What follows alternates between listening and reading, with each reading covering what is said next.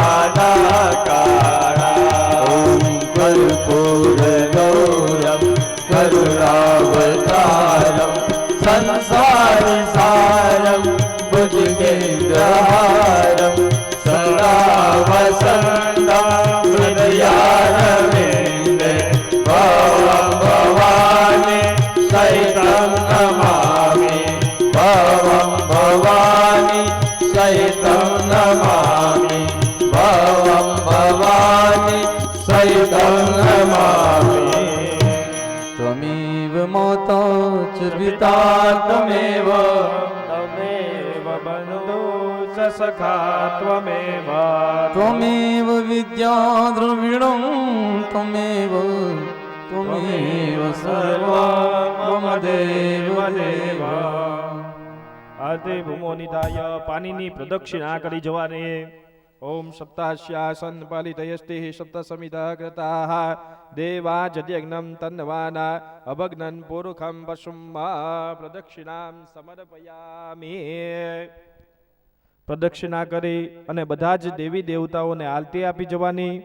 ડાબા હાથમાં આરતી લઈ જમણા હાથથી બધા જ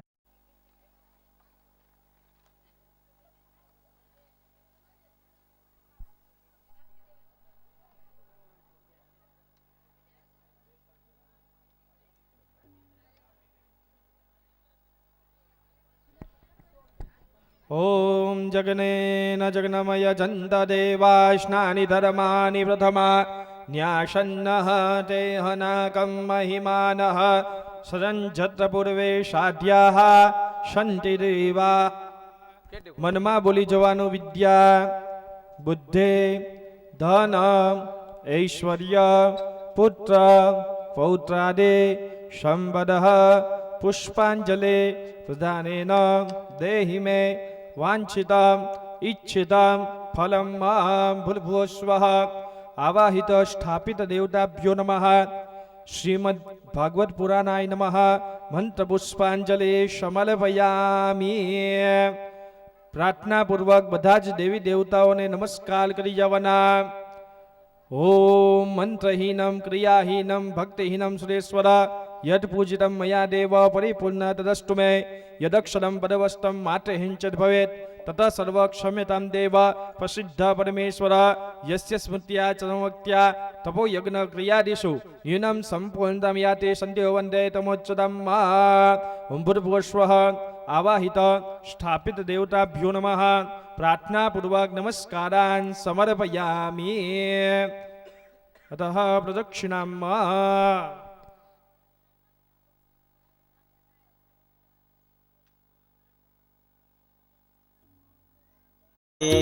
ओम नमो भगवते वासुदेवाय।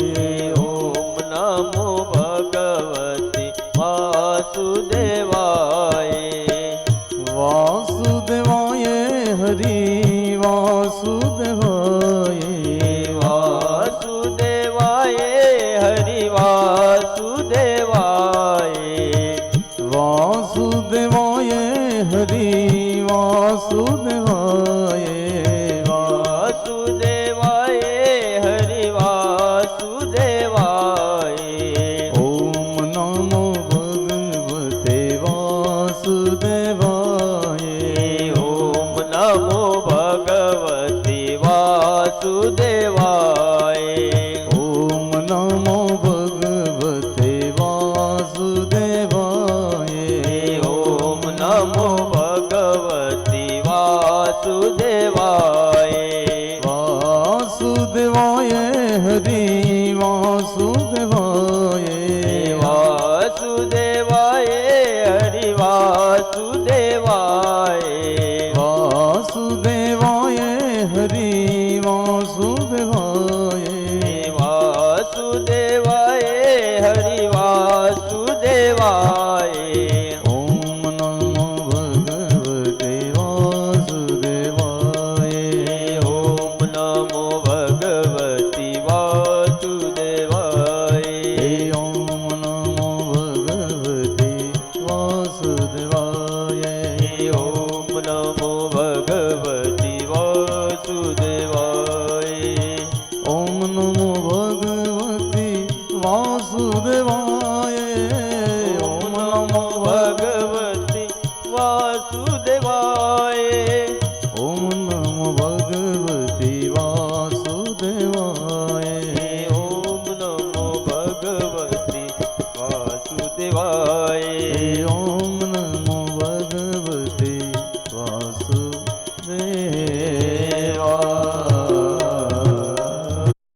सुंदर मुखाद अरविंद नेत्रात् कृष्णात् परां किमपि तत्त्वमहं न जाने। कृष्णात् त्वदेयपदपङ्कजपाणि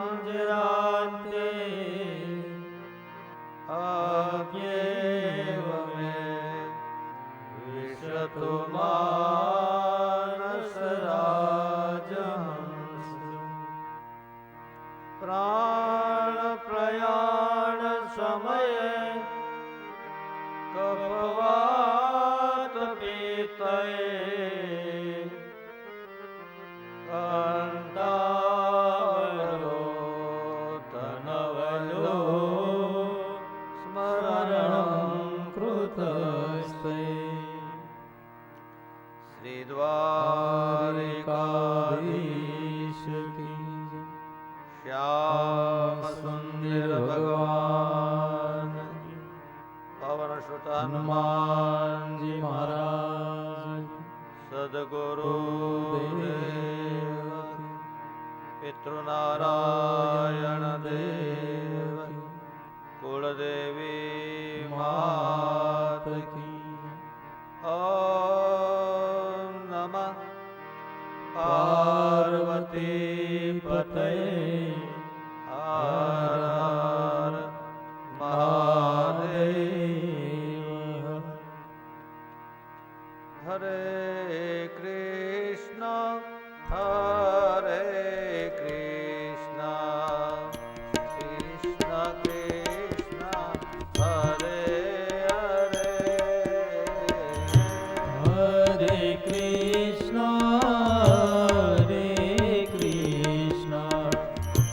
કૃષ્ણ કૃષ્ણ હરે હરે હરે રામ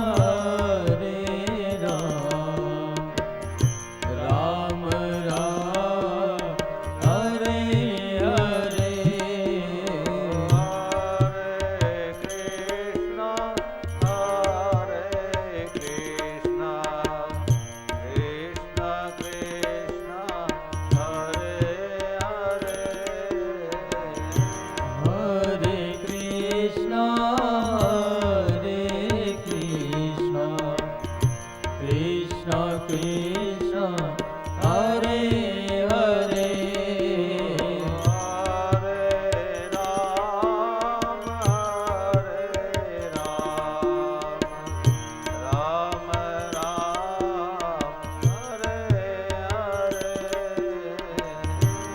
હરે રામ રામ રામ હરે હરે હરે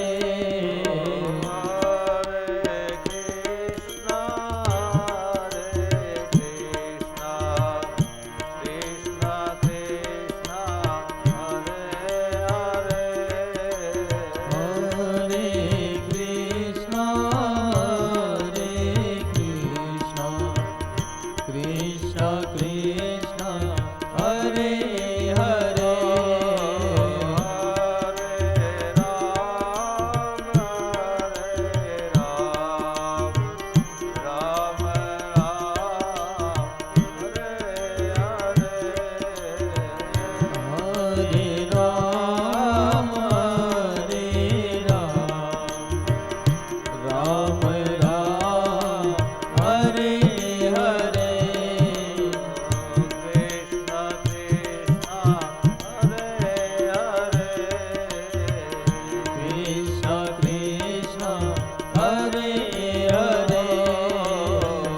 રામ રામ રામ હરે હરે હરે રામ રામ રામ હરે હરે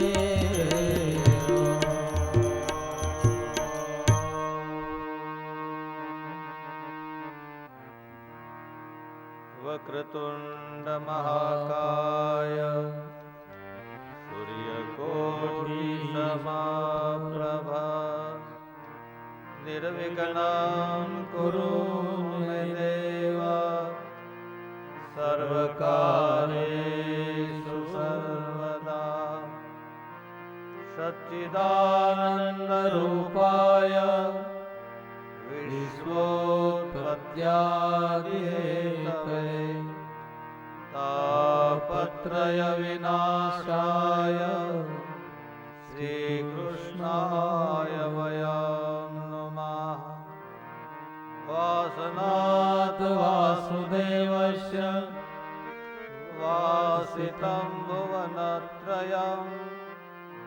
સર્વભૂતનિવાસોऽસી વાસુદેવ નમસ્તુતે.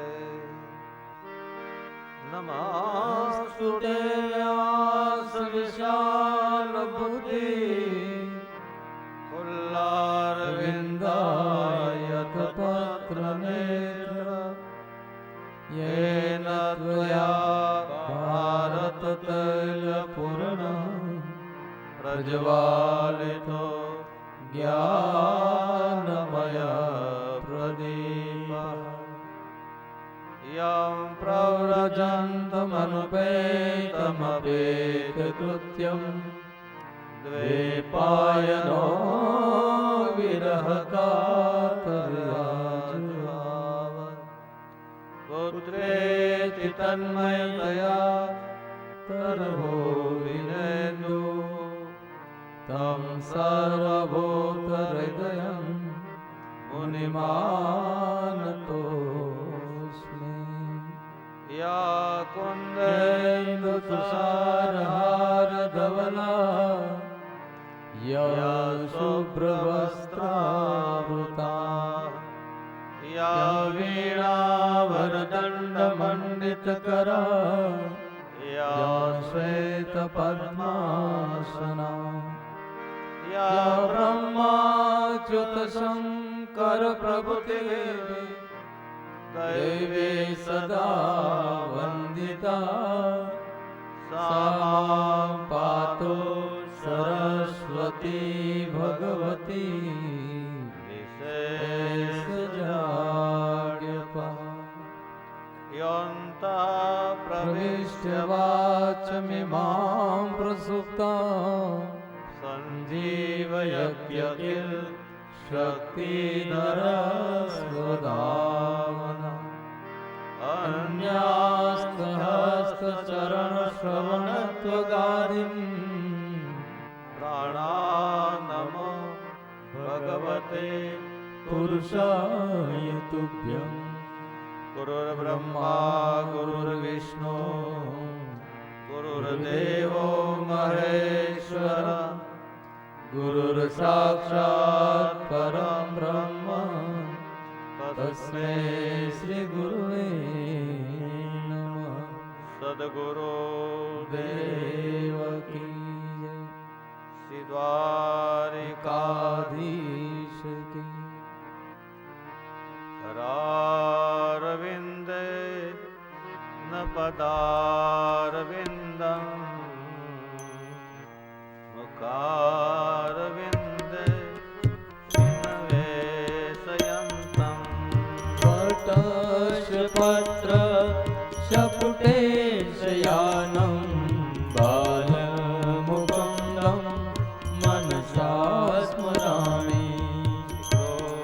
कृष्ण गोविन्द हरे मुरारे हे नाथ नारायण वासुदेवा. जिह्वे पिबस्वा मृतमेतदेवं गोविन्द दामोदर माधवेति. विक्रेतु कामा किल गोपकन्या मुरारे पादार विसधेत वृत्ति. दद्यानिकम्मो भवसारवोच गोविन्द दामोदर माधवेति.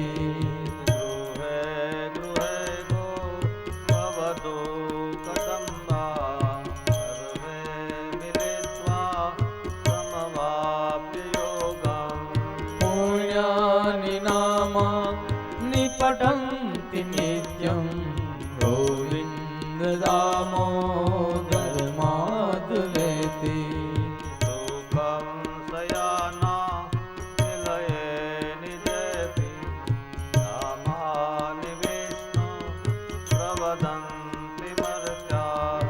ते निश्चितं तं मयतां व्रजन्ति गोविन्द दामोदर माधवेति. सुखावसाने इदमेव सा દેહાવસાને ઇદમેવ જ્ઞેયં દેહાવસાને ઇદમેવ જાપ્યં ગોવિંદ દામોદર માધવેતિ જીહવે સદેવં પદ સુંદરાણિ નામાનિ કૃષ્ણ મનોહરાણિ સમસ્ત ભક્તા ત્રિવિનાશયાની ગોવિંદ દામોદર માધવેતિ કૃષ્ણ રાધા વર ગોકુલેશ ગોપાલ ગોવર ધનનાથ વિષ્ણુ जिह्वे पिबस्वा व्रतमेत देवं गोविन्द दामोदर माधवेति ગોવિંદ દામોદર માધવેતિ गोविन्द दामोदर माधवेति ગોવિંદ દામોદર સ્તોત્રનો પ્રેમથી પાઠ જે કરે દામોદર દયાદાને સહજે ગૌલોક સંચરે શ્રી દ્વારિકાધીશ કી નારાયણં નમસ્કૃત્યં નરં ચૈવં નરોત્તમં દેવીં સરસ્વતીં વ્યાસં તતો જયમુદીરયેત કૃષ્ણનારાયણ વંદે કૃષ્ણ વંદે વ્રજપ્રિયં કૃષ્ણદેવપાયન વંદે કૃષ્ણ વંદે પૃથાસુતં કૃષ્ણ વંદે પૃથાસુતં શ્રી દ્વારિકાધીશ શ્યામ સુંદર ભગવાન પવન સુત હનુમાનજી મહારાજ નમઃ પાર્વતી પાર્વતી પદે હર હર મહાદેવ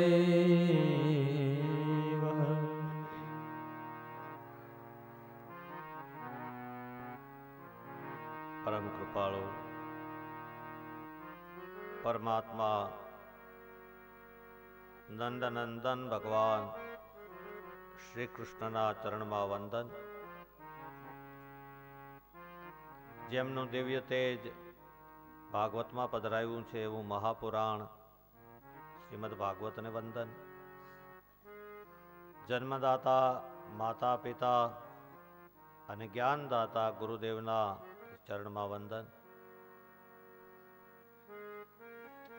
જ્યારે અને જ્યાં ભાગવતની કથા થતી હોય ત્યાં પધારતા સંતો, બ્રાહ્મણો, સજ્જનો, ભક્તો એમને બધાને વંદન. અને કથામાં પધારેલ અનેક ચેતનાઓ, દિવ્ય ચેતનાઓ એમને પ્રણામ કરી આપ સૌના હૃદયમાં બિરાજતા પરમાત્માને વંદન કરી સોનાણી પરિવાર દ્વારા શ્રીમદ ભાગવત કથામાં ચોથા દિવસની સુપ્રભાત મંગળમય પ્રભાતમાં આપણે કથામાં પ્રવેશ કરીએ.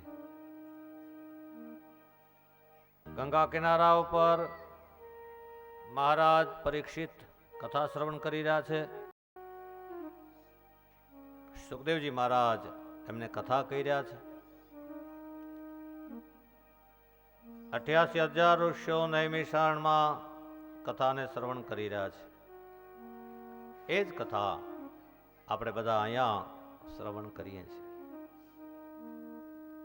ગઈકાલ સાંજના ટાઈમે ભગવાન નૃસિંહનું પ્રાગટ્ય થયું એ કથા આપણે જોઈ. આજે બપોરના ભગવાન રામ પ્રગટ થશે, સાંજના ભગવાન કૃષ્ણ પ્રગટ થશે. ભગવાનના પ્રાગટ્ય થાય, એમની કથાઓ આવે, ઉત્સવો આવે, એના આપણે આનંદ કરશું. અષ્ટમ સ્કંદ એટલે મન્વંતર લીલા, વાસના મોક્ષની કથા છે. ભગવાનનું જમણું વૃક્ષ સ્થળ એક મનુથી બીજા મનુ સુધીની જે કથાઓ હતી એ બધી કહેવામાં આવી છે. તો એ બધી મન્વંતર લીલાઓની કથા છે.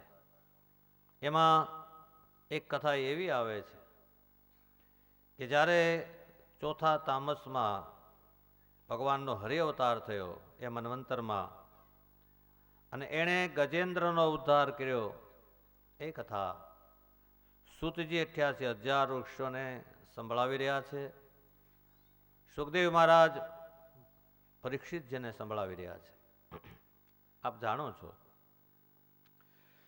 કે ભગવાને જ્યારે જ્યારે ભગવાનના ભક્તો, ભગવાનના સંતો, ભગવાનના જે હોય એ ભગવાનને ભાવથી જ્યારે જ્યારે યાદ કરે ત્યારે જ્યારે પરમાત્મા એનું રક્ષણ કરવા માટે બંધાયેલા છે, આવી જાય છે.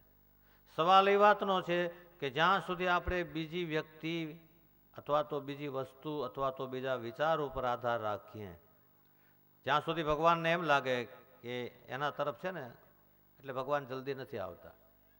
દ્રૌપદીજીના જ્યારે વસ્ત્રાહરણ થયું ત્યાં સુધી દ્રૌપદીના મનમાં એવું હતું કે મારા પતિના બેઠા છે, ભીષ્મ દાદા બેઠા છે, દ્રોણગુરુ છે, કૃપાચાર્ય છે, ધૃતરાષ્ટ્ર મહારાજ છે, કોની તાકાત છે મારા સામે જોઈ શકે. પણ જુગારમાં પાંડવો હારી ગયા અને પછી જ્યારે એ દ્રૌપદીને લઈને દુશાસન ભર સભામાં આવ્યો અને દ્રૌપદીજીએ બધાને આગળ પોતાનો પાલવનો છેડો પાથર્યો, પણ કોઈ મદદ કરવા તૈયાર થયો નહીં. અને એવે વખતે છેલ્લે જ્યારે એક સાડીનો એક છેડો પોતાના દાંતમાં રાખેલો હતો એ પણ ખેંચી લીધો દુશાસને, ત્યારે હે ગોવિંદ, હે દ્વારકાધીશ અને પુકાર કર્યો. અને તે દિવસ ભગવાન દ્વારકાધીશ આવી એક નહીં 999 ચીર પૂર્યા. જ્યાં સુધી જીવને કોઈ પણ વસ્તુ, વ્યક્તિ, વિચાર, વિત, સત્તા એના ઉપર જ્યાં સુધી આધાર હોય ત્યાં સુધી ભગવાન નથી આવતા. બધા જ આધારને મૂકીને જ્યારે સર્વધર્માન પરિત્યજતી મામેકમ શરણમ વ્રજ, મારું એકલાનું શરણ પકડ, ભગવાન આવે છે. અહીંયા પણ એવી જ કથા બની. સુંદર એવું વન હતું. વનની અંદર ખૂબ સુંદર બધી વનરાઈઓ પથરાયેલી હતી. એમાં એક ત્રિકૂટ નામનો પર્વત હતો. વનસ્પતિ અને ધાતુઓથી શોભાયમાન હતો. એના બાજુમાં એક સુંદર સરોવર હતું. સરોવરમાં કમળો ખીલેલા હતા અને બધા જ પક્ષીઓ, પશુઓ એમાં પાણી પીવા આવતા. અને એમાં ગજેન્દ્ર નામનો હાથી પોતાના પરિવાર સાથે આવેલો. ઉનાળાનો વખત પાણી પીધું અને પછી બધા સરોવરમાં ઉતર્યા અને સ્નાન કરતા હતા. એકાબીજા હાથીની ઉપર પાણી છાંટે, આનંદમાં હતા, મસ્તીમાં હતા. અને એમાં આવી અને અંદર રહેલા એક જૂડ એટલે મગરે ગજેન્દ્રનો પગ પકડ્યો અને હાથીએ મૂકવા માટે ઘણી કોશિશ કરી, પણ ગજેન્દ્રના પગ જૂડના મોઢામાંથી છૂટ્યો નહીં. મગર હોય ને એના પંજામાં જ્યારે એના મુખમાં કોઈ આવી જાય પછી છૂટે નહીં. પછી તો બધાને કહ્યું તમે મને મદદ કરો, અને બધા પરિવારે મદદ પણ કરી, પણ કોઈ હાથીને બહાર લાવી શક્યું નહીં. અને પછી ગજેન્દ્રને એવું લાગ્યું કે હવે મારું કોઈ નથી. મોટી ઉંમર થઈ ગઈ હોય, બીમારી આવી ગઈ હોય, કુટુંબ બધું ઘેરીને બેઠું હોય, હોસ્પિટલના બેસાના ઉપર ઘણી બધી નળીઓ લગાડી હોય, ઘણા બધા ઓપરેશનો થઈ ગયા હોય, ઓક્સિજન અપાતું હોય, એવે વખતે જીવને એમ લાગે કે મને કોઈ બચાવી લેશે, મને કોઈ બચાવી લેશે. પણ જ્યારે ડોક્ટર એમ કહે કે હવે અમારો કોઈ ઉપાય નથી, હવે તો ભગવાન ઉપર છોડી દો, ત્યારે એને એમ લાગે કે અમે પહેલેથી ભગવાન ઉપર છોડ્યું હોત તો. બીજું, ગજેન્દ્ર એટલે જીવ, આપણે બધા.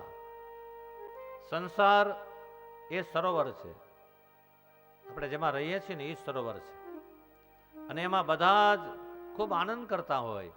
પણ જૂડ એટલે કાળ, મૃત્યુ એક દિવસ પગથી પકડી લે છે. અને તમે જોજો, વૃદ્ધાવસ્થા આવે ને તો ત્યારે પહેલા પગ પકડાય છે, પછી ધીમે ધીમે દાંત, ધીમે ધીમે આંખ, ધીમે ધીમે કાન, આ બધું ઓછું થવા લાગે. આ ઘટપણમાં આવું બને છે.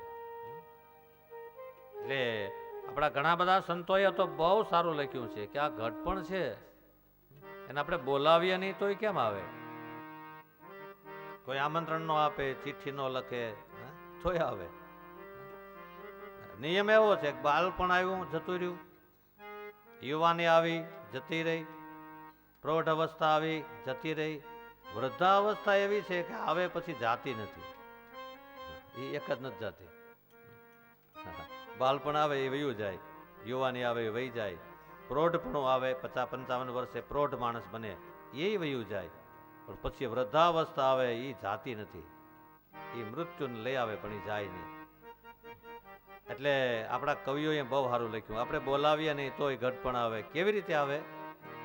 એ ગડપણ ઘોડે રે ચડીને ઘરે આવ્યું રે. ગડપણ ઘોડે ચડીને ઘરે આવ્યું રે. ગડપણ ઘોડે ચડીને ઘરે આવ્યું રે. ગડપણ ઘોડે ચડીને ઘરે આવ્યું રે. ગડપણે ધોળા નિશાન બતાવ્યા રે. ગડપણે ધોળા નિશાન બતાવ્યા રે. આખલડીના ઓછા થયા અંજવાળા રે.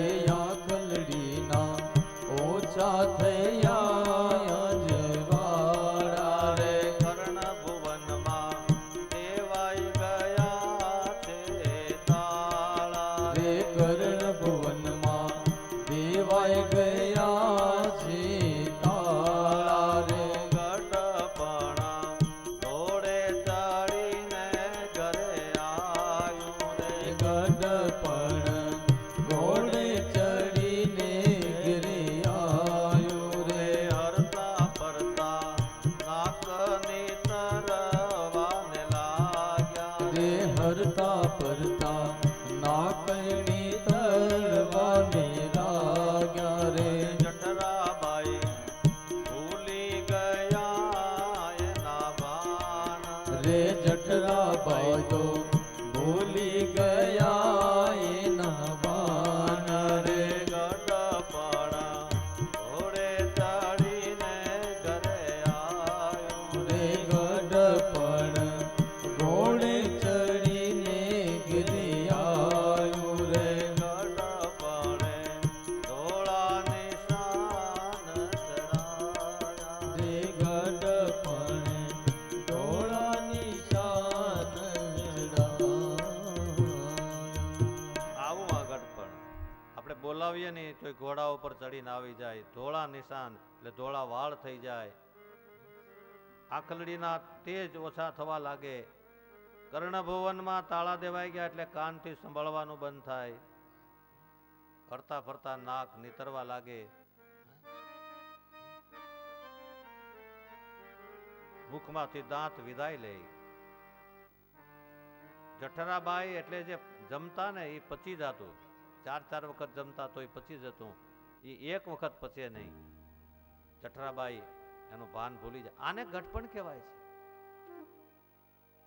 અને એ ગટપણ જીવને પગથી પકડે છે. એક નોટિસ મોકલાવે ને તો એ જીવને સમજાય નહીં. એક નોટિસ આવી બેંકમાંથી આપણે રૂપિયા ઉપાડ્યા હોય ને પછી પહોંચી શકીએ નહીં, પછી બેંક આપણને નોટિસ આપે કે ભાઈ વ્યાજ આપી જાવ તોય સારું, પછી ધીમે ધીમે એમ કે ભાઈ એક હપ્તો ભરી જાવ તોય સારું. એમ નોટિસો ઉપર નોટિસ આવે ને આપણે ધ્યાન ન દઈએ તો એક દિવસ આપણી મિલકત જપ્ત કરી લે. એમ ભગવાન આ શરીર છે ને ભગવાનનું આપેલું છે, એની મિલકત છે. એના દ્વારા આપણે ભજન સત્કર્મ ન કરીએ અને નોટિસ આવ્યા કરે અને સંસારમાં રચા પચા રહીએ ને ભગવાનને યાદ ન કરીએ તો એક દિવસ મિલકત આંચકી લે. એ આપણી પાસે આ મિલકત છે ને શરીર રૂપી, એ છે ત્યાં ભજન કરી લેવું. એટલે ગજેન્દ્રએ આખી જિંદગી પોતાના પરિવાર સાથે વિતાવેલી અને પછી તો જોડે આમ પકડ્યો પગ, કોઈ ન આવ્યા પછી ભગવાનને પ્રાર્થના કરી. એનું સ્તોત્ર બહુ સારું છે, પણ એના ઉપરથી એક ભાવગીત છે જે આપણે બધા ગાઈ શકીએ. બની શકે ને તો ખાસ તમે ગાતા રહેજો. હે ગોવિંદ હે ગોપાલ અબ તો જીવન હારે. હે ગોવિંદ હે ગોપાલ અબ તો જીવન હારે. હે ગોવિંદ રાખો શરણ અબ તો જીવન હારે. હે ગોવિંદ રાખો શરણ અબ તો જીવન હારે. નીર પીવન હેતુ ગયો સિંધુ કે કિનારે. નીર પીવન હેત ગયો સિંધુ કે કિનારે. સિંધુ બીચ બચત ગ્રાહ ચરણ લઈ પસારે. સિંધુ બીચ બચત ગ્રાહ ચરણ લઈ પછારે. હે ગોવિંદ હે ગોપાલ અબ તો જીવન હારે. હે ગોવિંદ હે ગોપાલ અબ તો જીવન હારે. ચાર પ્રહર યુદ્ધ ભયો લઈ ગયો મજદારે. ચાર પહર યુદ્ધ ભયો લઈ ગયો મજદારે. નાક કાન ડૂબન લાગ્યા પ્રભુ કો પુકારે. હે નાક કાન ડૂબન લાગ પ્રભુ કો પુકારે. હે ગોવિંદ હે ગોપાલ અબ તો જીવન હારે. હે ગોવિંદ હે ગોપાલ અબ તો જીવન હારે. દ્વારિકામાં શબ્દ ગયો શોર ભયો ભારે. દ્વારિકામ શબ્દ ભયો શોર ભયો બારે. દ્વારિકામાં શબ્દ ગયો શોર ભયો ભારે. દ્વારિકામ શબ્દ ગયો શોર ભયો બારે. શંખ ચક્ર ગદા પદ્મ ગરુડ લઈ સિધારે. શંખ ચક્ર ગદા પદ્મ ગરુડ લઈ સિધાવે. હે ગોવિંદ હે ગોપાલ અબ તો જીવન હારે. હે ગોવિંદ હે ગોપાલ અબ તો જીવન હારે. હે ગોવિંદ હે ગોપાલ અબ તો જીવન હારે. હે ગોવિંદ હે ગોપાલ અબ તો જીવન હારે. હે ગોવિંદ રાખો શરણ અબ તો જીવન હારે. હે ગોવિંદ રાખો શરણ અબ તો જીવન હારે. અબ તો જીવન હારે. અબ તો જીવન હારે. આવી રીતે ભગવાનની પ્રાર્થના કરી અને ભગવાન ભાગવતમાં તો એવી સ્તુતિ છે કે ગજેન્દ્રએ એવું કીધું કે ભગવાન તમે જે રૂપમાં હોય જે નામમાં હોય જ્યાં રહેતા હોય ત્યાં હું તમને પ્રાર્થના કરું છું કે જૂડના મુખમાંથી મને છોડાવો. અને ભગવાન આવ્યા ગરુડ ઉપર ચડીને આકાશમાંથી ભગવાનને જોયા અને કાંઈ આપવા જેવું તો હતું નહીં એટલે કમળનું એક પુષ્પ સૂંઢથી આમ પકડીને ભગવાનને અર્પણ કર્યું. આ કમળ એટલે આપણું હૃદય કમળ, આપણું મન, એ ભગવાનને અર્પણ કરવાનું છે. અને ભગવાને એ જ વખતે સુદર્શન ચક્રથી જૂડને માર્યો, ગજેન્દ્રનો ઉદ્ધાર કર્યો. આ ગજેન્દ્ર પૂર્વકાળની અંદર ઇન્દ્રધૂમ નામના રાજા હતા અને ભક્તિ કરતા, ધ્યાન કરતા, બધું કરતા, પણ થોડોક અહંકાર હતો. એટલે એક વખત અગસ્ત્ય મુનિ આવ્યા, ઋષિ આવ્યા, છતાં રાજા ઉઠ્યા નહીં. એને ખબર પડી ગઈ ઋષિને કે તમે ભક્તિમાં દંભ ન કરવો, આપણે થાય એટલું કરવું, પણ એમાં દંભ ન હાલે, અહંકાર ન હાલે.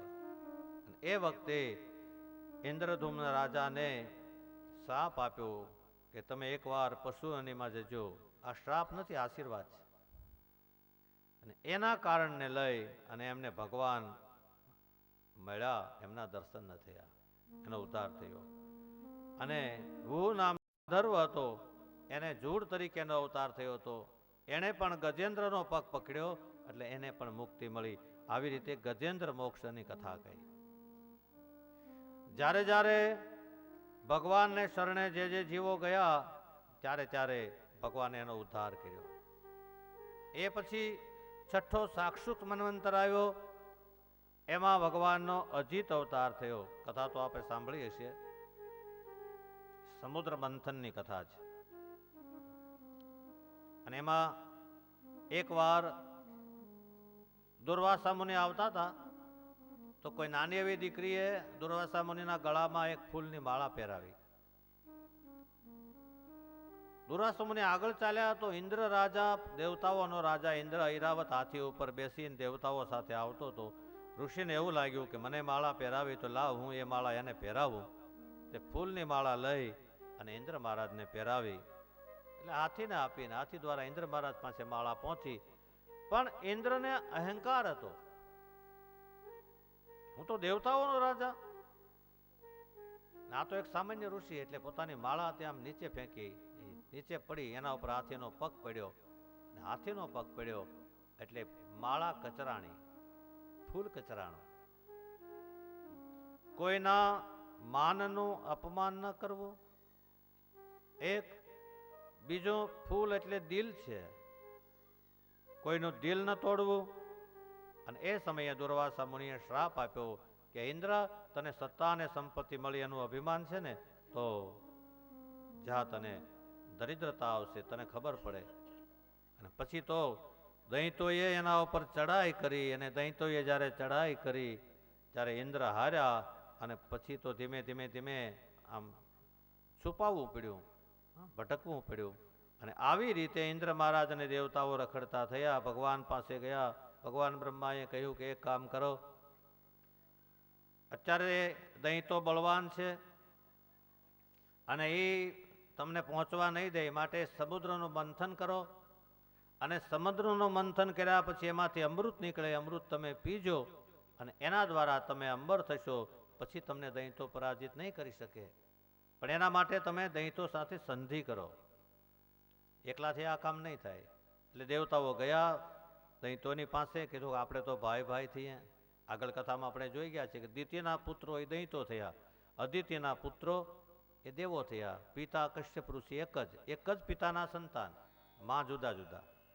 એને કારણે એક દૈતો ને એક અસુરો થયા.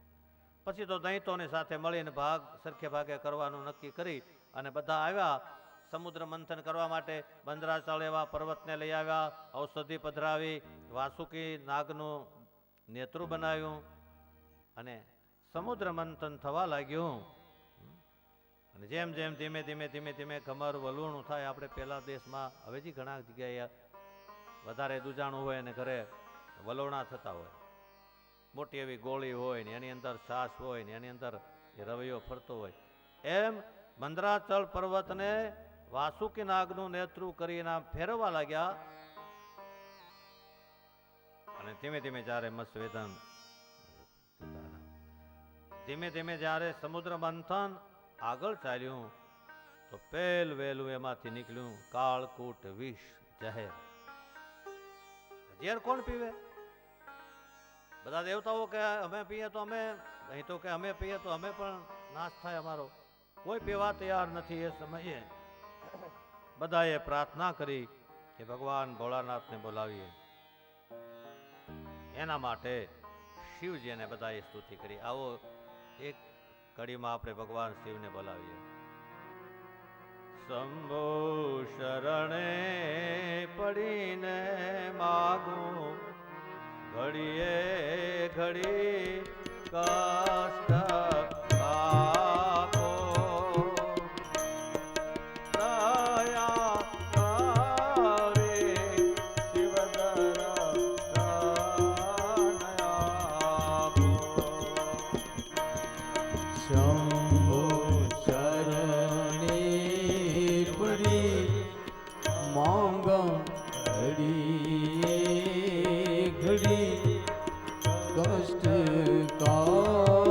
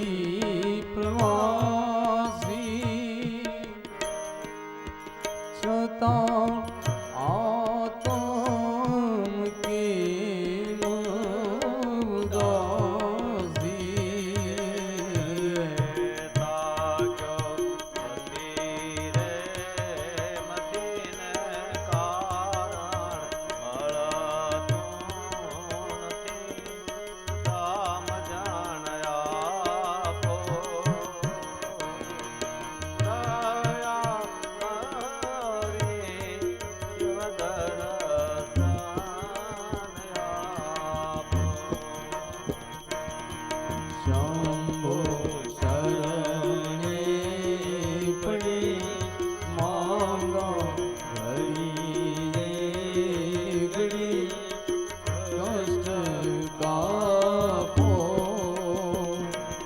હે દયા કરી શિવ દર્શન આપો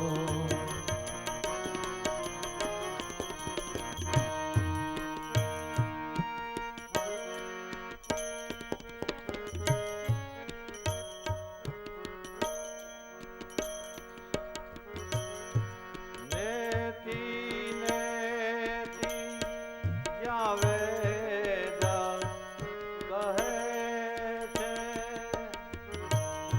એ મારો ચિતડો ત્યાં ધાવા કહે છે. નેતિ નેતિ જ્યાં વેદ વગે છે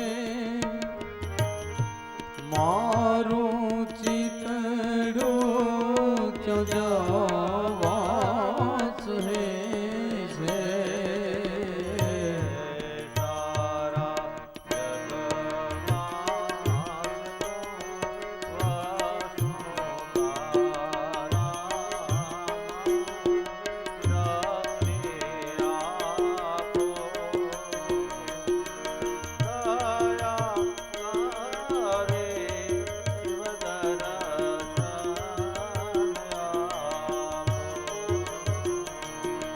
શંભુ શરણે પડે માગા ઘડીએ ઘડે કષ્ટ કાપો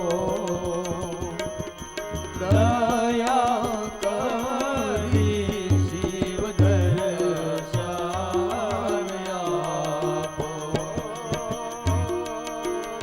દયા કરી શિવ દર્શન આપો આવી રીતે ભગવાન શિવની સ્તુતિ કરી અને જ્યારે દેવતાઓએ ભગવાન શિવની સ્તુતિ કરી, આપણે આગળ જોઈ ગયા, એક બીલીપત્ર, એક પુષ્પમ, એક લોટા જલ કી ધાર, દયાલુ રીજ કર દેતે हैं चंद्रमौली फलचार, व्यागाम्बरम भस्मांगरम जटाजूट लिबास, आसन लगा के बैठे हैं कृपा सिंधु कैलास. ભગવાન આવ્યા અને બધા દેવતાઓએ પ્રાર્થના કરી કે પ્રભુ આમાંથી કાળકૂટ નામનું ઝેર નીકળ્યું, કોણ પીવે?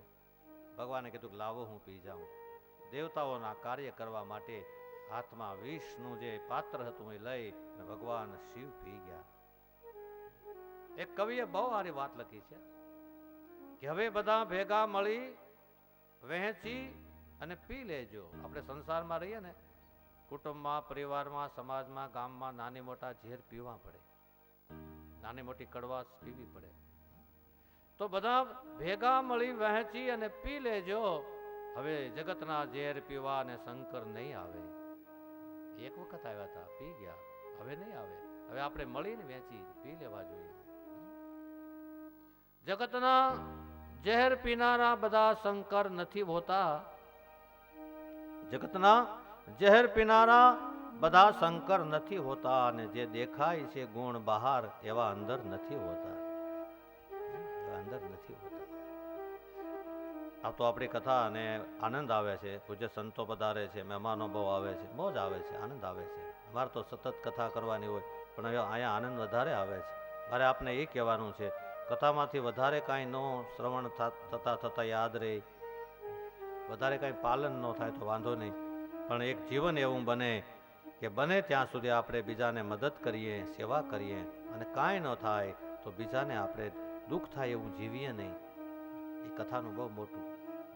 ઘણી વખત બહારથી એવા ગુણો સારા દેખાતા હોય પણ ભીતર એવા ગુણો હોતા નથી.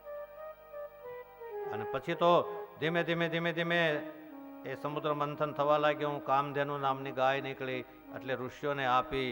એ પછી એમાંથી ઉત્તેશ્રવા નામનો ઘોડો નીકળ્યો, દૈત્યોને આપવામાં આવ્યો.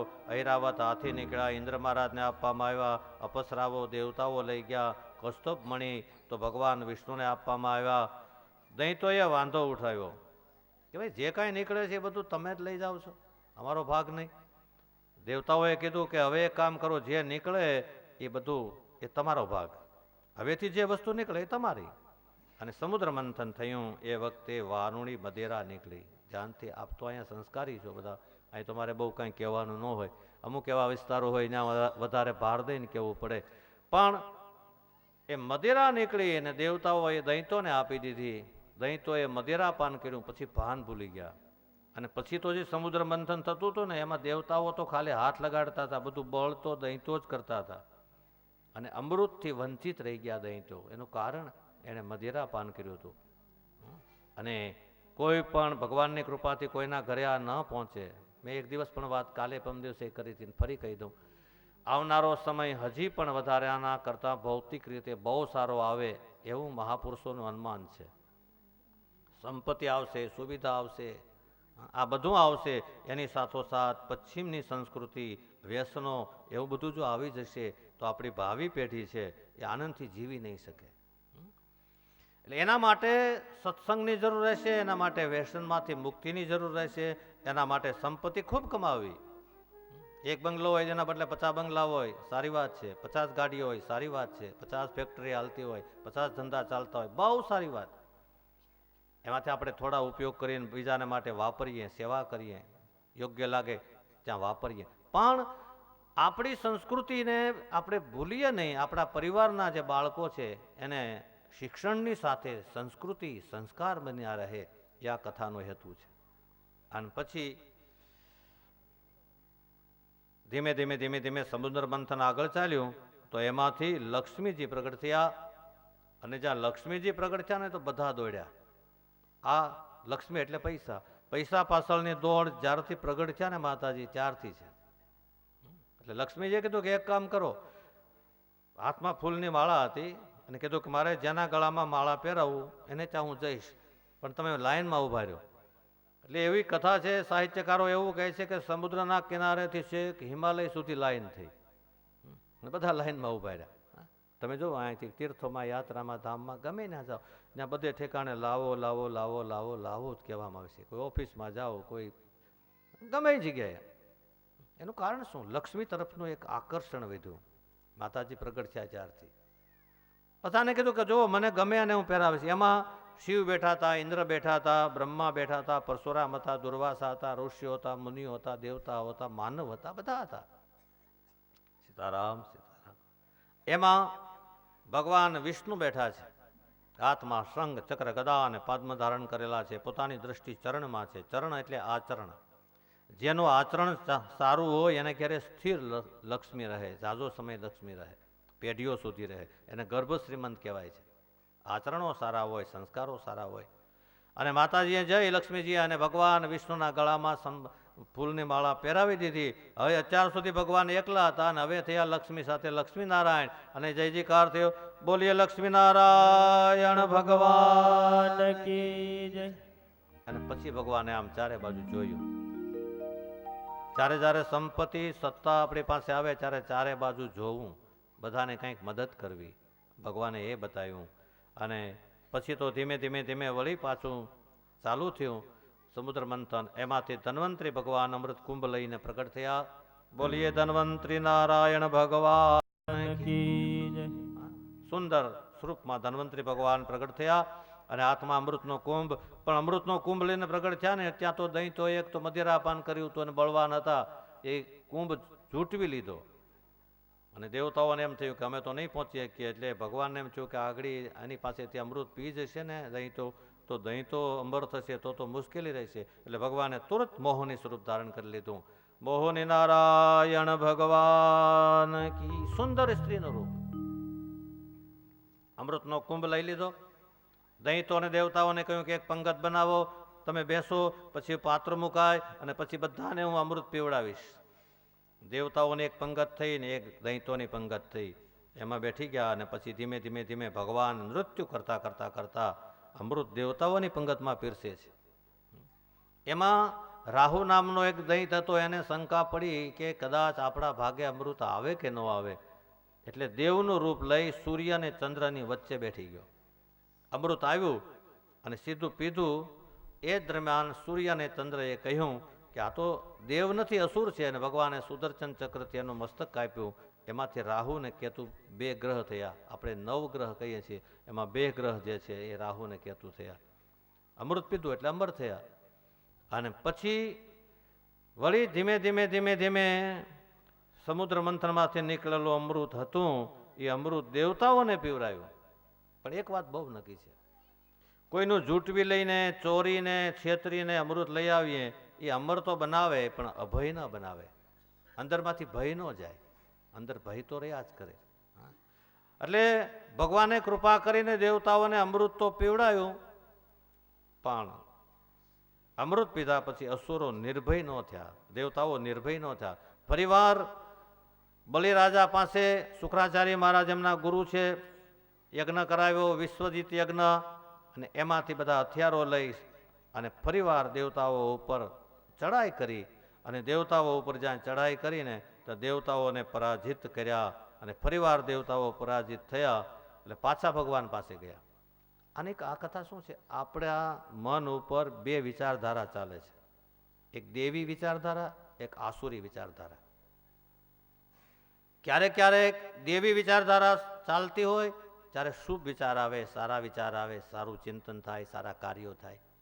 ક્યારેક ક્યારેક એ જગ્યાએ કોઈ આસુરી વિચારધારા આવી જાય ત્યારે નબળા કાર્યો થાય, નબળું કર્મ થાય. એ 2 વિચારો આપણી અંદર યુદ્ધ થાય છે. આપણી જ કથા છે, દેવતાઓની અને દાનવોની કથા, એટલે આપણા 2 વિચારની કથા છે. ક્યારેક ક્યારેક દેવી વિચાર ચાલતા હોય, ક્યારેક ક્યારેક આસુરી વિચાર ચાલતા હોય. ક્યારેક ક્યારેક તમે જુઓ બહુ આપણે મોજમાં હોઈએ, આનંદમાં હોઈએ, ને એક વિચાર નેગેટિવ આવી જાય તો આપણે આમ નર્વસ થઈ જઈએ, નિરાશ થઈ જઈએ.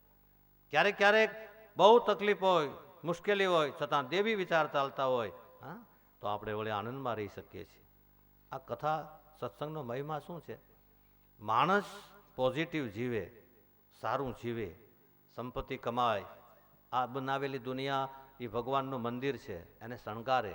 આપણી પાસે વધી વધીને 100 વર્ષથી વધારે બહુ સમય નથી, બહુ જીવી શકાય તો એની અંદર ભગવાનની મૂર્તિની પૂજા કરાય, સંતોની પૂજા કરાય, એ બધી તો કરાય જ, એમાં તો કોઈ ના જ નથી. પણ આ જીવિત જે જીવો છે, એમાં પશુઓ છે, પંખી છે, માનવ છે, જેને જરૂરિયાત છે, એની આપણે પૂજા કરીએ, એની સેવા, એટલે એને મદદ કરીએ, એ ભગવાનની પૂજા છે.